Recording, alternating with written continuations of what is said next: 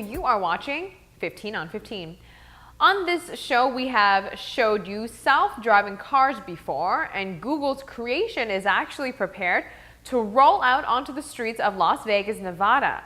But Volkswagen isn't far behind with its concept design for a hover car. The Volkswagen hover car is a product of the People's Car Project in China.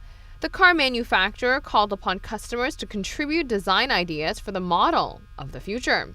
The crowdsourcing initiative debuted in China last year and to date has inspired 33 million website visitors to submit 120,000 ideas.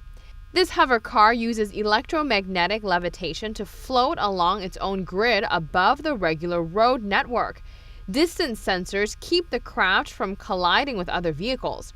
The disc-shaped pod seats 2 people and is controlled by a joystick that offers amazing maneuverability.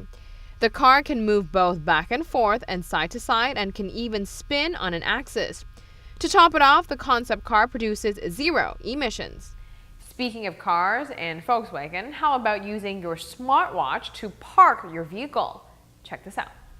We've all seen cars park themselves before. Now you can use your smartwatch to not only park it, but set it to charge by wireless induction. It is called train parking. This type of parking builds on the automaker's current semi-automatic parking system, which uses solar to measure parallel and perpendicular parking spaces before taking control of the steering to guide the vehicle into the spot. This e-golf car is equipped with cameras to record optimal reference points.